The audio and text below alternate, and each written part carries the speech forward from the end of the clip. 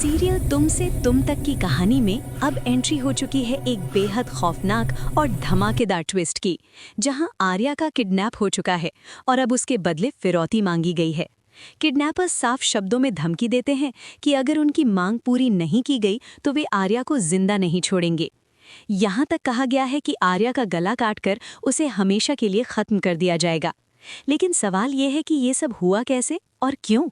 असल में आर्या अनु से मिलने के लिए उसके घर की तरफ निकलता है। जैसे ही वो मोहल्ले के बाहर पहुंचता है, तभी पीछे से अचानक कोई उसके सिर पे डंडा मार देता है।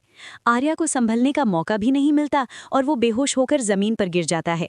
इसके बाद किडनैपर्स उसे उठाकर एक गाड़ी में डाल देते हैं। रास्ते में बार बार गाड़ियां बदली जाती हैं ताकि कोई उन तक ना पहुंच सके।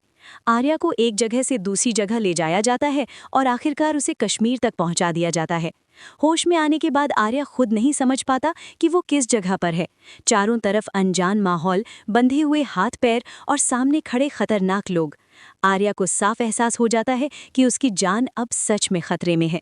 दूसरी तरफ आर्या के घर में हड़कंप मच जाता है।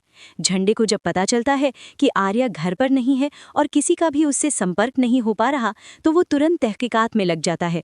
वो पुलिस कमिश्नर को कॉल करता है और पूरी जानकारी देता है। पुलिस जांच के दौरान ये सामने आता है कि आर्या को आखिरी बार अनु के घर की तरफ जाते हुए देखा गया था। ये सुनते ही झंडे और ज्यादा परेशान हो जाता है। इधर अनु इस सब से बिल्कुल अनजान होती है। वो अपने पापा से कहती है कि एक बार आर्या सर को कॉल करके उन्हें थैंक यू कह देना चाहिए। वो ये भी कहती है कि इसके बाद वो उनसे कभी बात नहीं करेगी। पापा कॉल करते हैं, लेकिन आर्या फोन रिसीव नहीं करता। असल में किडनैपर्स रास्ते में ही आर्या का फोन फेंक देते हैं ताकि कोई उसकी लोकेशन ट्रेस न कर सके। कुछ देर बाद झंडे सिमरन के फोन से अनु को कॉल करता है।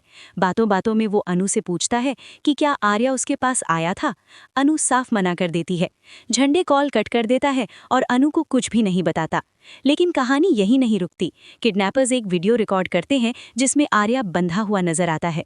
वीडियो में साफ साफ धमकी दी जाती है कि अगर तय समय में फिरौती नहीं मिली तो आर्या को मार दिया जाएगा।